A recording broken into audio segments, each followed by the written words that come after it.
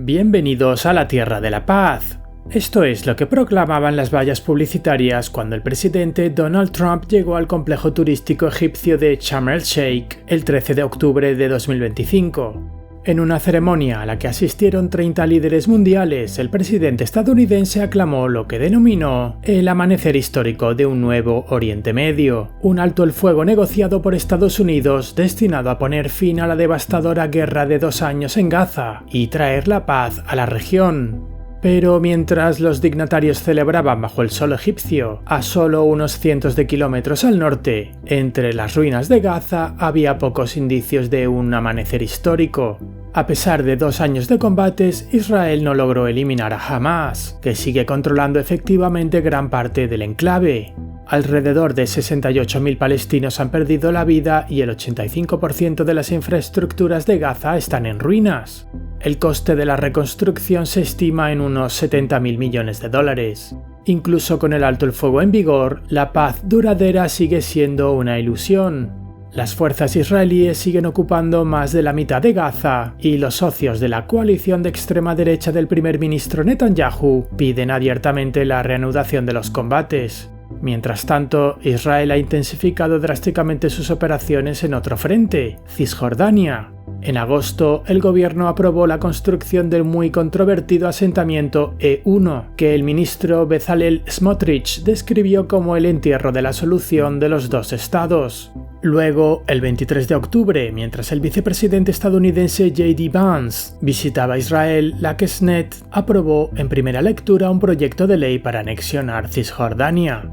Sin embargo, sigue sin resolverse una cuestión fundamental. ¿Es la iniciativa de Trump realmente el comienzo de una nueva era o solo un espectáculo diplomático diseñado para alimentar su ego?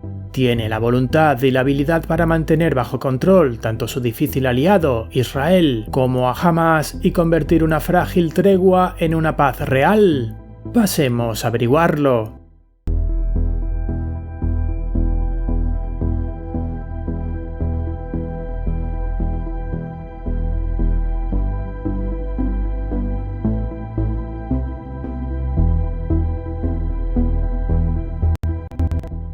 Comillas, no sé por qué siempre eres tan jodidamente negativo. Esto es una victoria, acéptalo. Según Axios, esto es lo que Donald Trump le dijo a Benjamin Netanyahu cuando el primer ministro israelí intentó sabotear el alto el fuego con Hamas. La cita captura a la perfección la determinación de Trump. Para él, la guerra en Gaza era una carga innecesaria, una que amenazaba con descarrilar su gran visión, ampliar los acuerdos de Abraham para incluir a Arabia Saudita, el legado definitivo de su presidencia. El plan de paz de 20 puntos de Trump para Gaza se divide en 3 etapas. En la primera etapa, ambas partes acordaron detener los combates. Israel retiró sus fuerzas a la llamada línea amarilla y permitió un mayor acceso humanitario al enclave. Casi 2.000 prisioneros palestinos fueron liberados de las cárceles israelíes, mientras que Hamas liberó a 20 rehenes supervivientes y acordó devolver a Israel los cuerpos de 28 rehenes que habían muerto en el cautiverio. Sin embargo, los verdaderos problemas comienzan en las siguientes etapas del plan de Trump, que esbozan lo que muchos consideran un escenario poco realista, el desarme completo de Hamas, la desmilitarización de Gaza y la creación de un gobierno tecnocrático temporal que excluya tanto a Hamas como a la autoridad palestina. La supervisión de esta nueva administración recaería en una Junta de Paz Internacional presidida por el propio Trump, en la que se espera que participen figuras como la del ex primer ministro británico Tony Blair. En algún momento indefinido del futuro, el control de Gaza se transferiría a la autoridad palestina, pero solo después de una serie de reformas internas radicales. La seguridad en el enclave estaría a cargo de las Fuerzas Internacionales de Estabilización, una coalición que podría incluir tropas de Egipto, Jordania, Turquía, Qatar y los Emiratos Árabes Unidos. Según el plan, estas fuerzas asumirían gradualmente el control de Gaza a medida que se retiraran las fuerzas de defensa de Israel. El punto 19 del plan de paz de Trump pide la creación de un Estado palestino independiente, pero no ofrece ningún calendario ni indicación de qué territorios abarcaría este Estado. En la práctica, es probable que muchas de las disposiciones del plan se queden en papel mojado. Ninguna de las partes parece dispuesta a aceptar las condiciones impuestas por Washington. Los primeros puntos del plan de paz de Trump ya han demostrado ser una ilusión. La desmilitarización de Gaza es una fantasía. En el momento en el que se firmó el alto el fuego y las tropas israelíes comenzaron a retirarse a la llamada línea amarilla, Hamas se movió para aplastar a los clanes locales que habían cooperado con Israel en los últimos meses. A continuación se produjo una ola de escaramuzas y ejecuciones públicas, que no solo fueron una brutal demostración de fuerza, sino que demostró que tras 2 años de guerra, Hamas sigue controlando fuerzas armadas organizadas, y que también fue un claro mensaje a Israel y a los Estados Unidos. Hamas sigue siendo la única autoridad real en Gaza, y cualquier intento de excluirla de los acuerdos de posguerra es inútil. Hamas ha rechazado rotundamente los llamamientos al desarme y se niega a desmantelar su infraestructura militar, desde la vasta red de túneles que se extiende bajo Gaza hasta sus talleres improvisados de fabricación de armas. La postura del grupo fue resumida por Mohamed Nazal, miembro de la oficina política de Hamas, quien declaró que la mejor vía para avanzar sería prolongar la tregua entre 3 y 5 años, sin ningún compromiso de desarme ni de ceder el control del enclave. El gobierno del primer ministro Netanyahu ve una oportunidad en el desafío de Hamas y espera que Trump acabe perdiendo la paciencia con los militantes y dé vía libre a Israel en Gaza. En el mejor de los casos para Israel, eso significaría reanudar las operaciones militares. En el peor, significaría la aprobación formal de la presencia continuada de tropas de las Fuerzas de Defensa de Israel a lo largo de la línea amarilla, convirtiéndola efectivamente en una nueva frontera. En este caso, el 53% de la franja de Gaza permanecería bajo control israelí. En tal atmósfera, la creación de las fuerzas internacionales de estabilización destinadas a supervisar la seguridad en Gaza es cada vez más improbable. Los estados árabes se niegan a enviar tropas, por temor a ser tachados de ocupantes que colaboran con Israel contra Hamas. Las perspectivas de la misión se ven aún más socavadas por la insistencia de Netanyahu en controlar su composición, incluido su veto a la participación de Turquía. No se trata de una casualidad, sino de una medida calculada. Si la fuerza internacional nunca se materializa, las fuerzas de defensa de Israel pueden permanecer en Gaza indefinidamente, con el pretexto de mantener el orden. Ante este estancamiento, la administración estadounidense ha comenzado a plantear una partición de facto de Gaza. Según se informa, Jared Kushner está impulsando una controvertida propuesta según la cual solo se reconstruirían las partes del enclave controladas por Israel, mientras que las zonas bajo control de Hamas quedarían excluidas de los fondos de reconstrucción. Kushner argumenta que esto presionaría a Hamas para que hiciera concesiones. Sin embargo, en realidad parece más bien un paso hacia el control permanente de Israel y la anexión de facto de partes de Gaza, reflejando las divisiones ya arraigadas en la Cisjordania ocupada.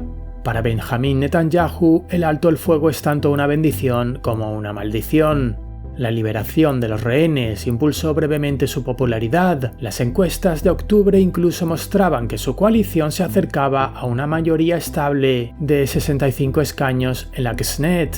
Pero este capital político es frágil.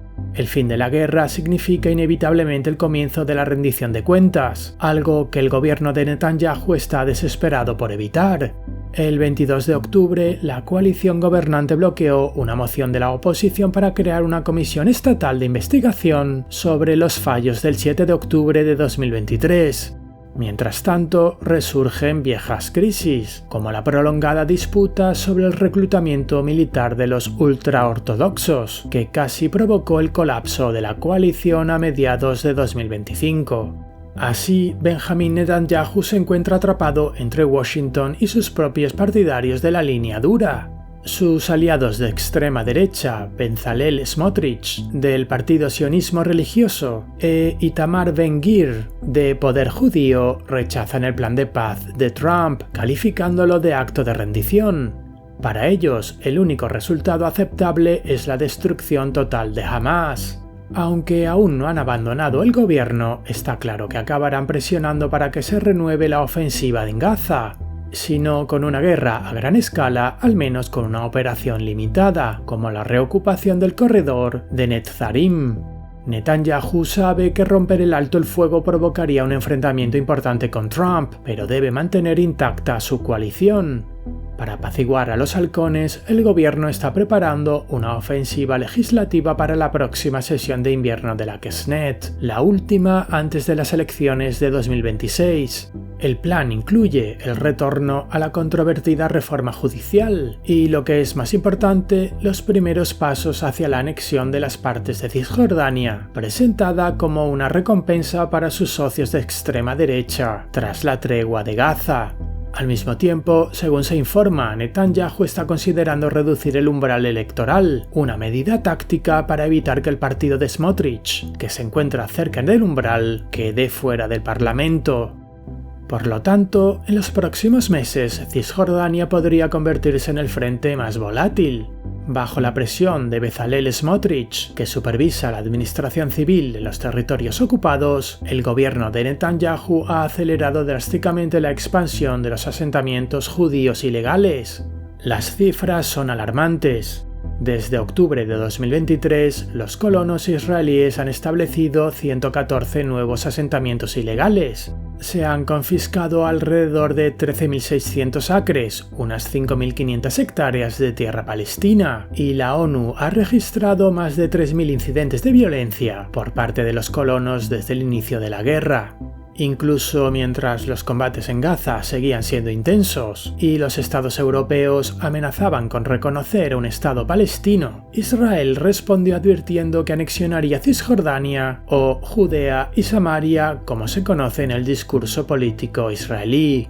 En ese momento, estas amenazas nunca se llegaron a materializar, por el momento. Ahora, sin embargo, la cuestión ha vuelto con fuerza. El 23 de octubre, la Knesset aprobó en primera lectura un proyecto de ley para anexionar Cisjordania. Aunque Netanyahu se distanció oficialmente de la propuesta, calificándola de troleo de la oposición e insistiendo en que moriría en la comisión, el mero hecho de que se celebrara la votación revela la determinación de la extrema derecha israelí y su creciente desprecio por la posición de Washington. Trump ha declarado en repetidas ocasiones que no permitiría la anexión de Cisjordania, pero la Knesset programó la votación el mismo día en la que el vicepresidente estadounidense J.D. Vance visitaba Israel, lo que supone un acto directo de desafío político. La oposición de Washington se deriva de la comprensión de que la anexión torpedearía la perspectiva de un acuerdo de paz entre Arabia Saudí e Israel. Pero si se analiza más detenidamente, la respuesta de Estados Unidos parece en gran medida performativa, es decir, destinada a llamar la atención. A menos, claro está, que la administración realmente no haya comprendido lo que ya había acordado implícitamente. Porque en el centro de la silenciosa anexión de Israel se encuentra el proyecto E1, un asentamiento ilegal previsto para formar un corredor terrestre entre Jerusalén y Male Adumim. El 11 de septiembre de 2025, Netanyahu aprobó la construcción de 3.400 viviendas, mientras que el ministro Bezalel Smotrich declaraba triunfalmente el fin de la idea de los dos estados. El proyecto supone un punto de inflexión geopolítico.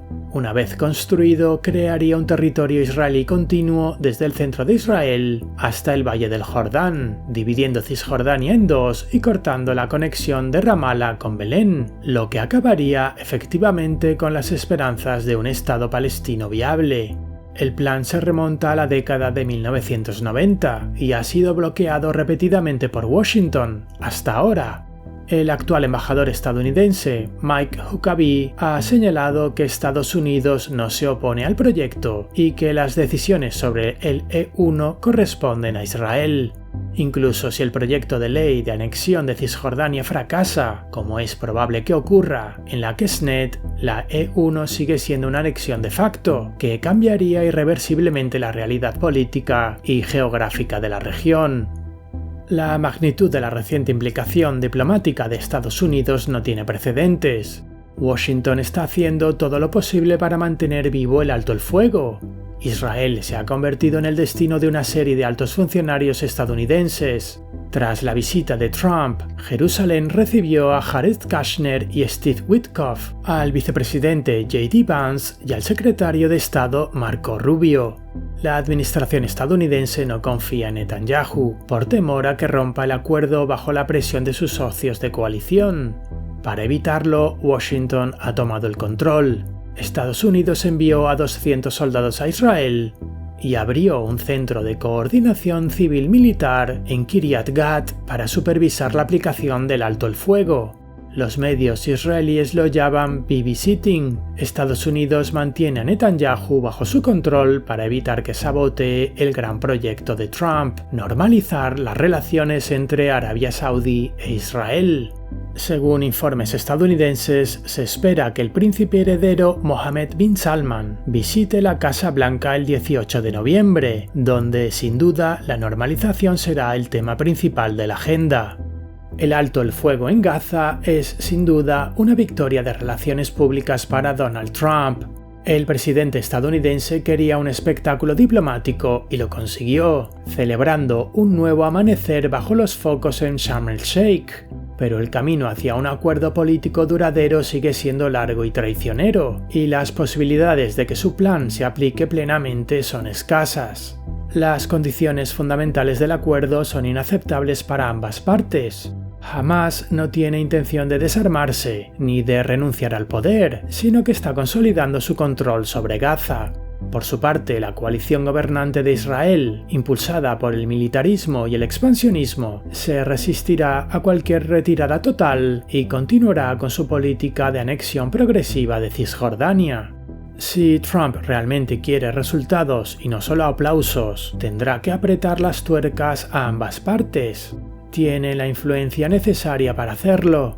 Por ejemplo, podría presionar a Israel para que libere a Marwan Barghouti, el carismático líder de Fatah, encarcelado por Israel desde 2002. Barghouti sigue siendo el político palestino más popular y las encuestas muestran sistemáticamente que ganaría las largamente aplazadas elecciones presidenciales en la Autoridad Palestina.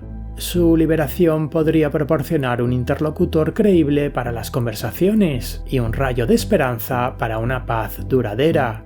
La cuestión es si Trump está dispuesto a dar un paso tan audaz. Sus relaciones pasadas con Netanyahu sugieren un patrón familiar. El presidente estadounidense expresa su frustración, intenta imponer su agenda y finalmente da marcha atrás, ya sea en lo que respecta a los ataques contra Irán, el bombardeo de Qatar o la ocupación del sur de Siria. ¿Acaso será diferente esta vez? ¿Será el amanecer histórico de un nuevo Oriente Medio algo más que un espectáculo unipersonal antes de que caiga el telón y el caos vuelva al escenario? Gracias por acompañarnos un día más. No olvides suscribirte al canal y hasta un nuevo reporte.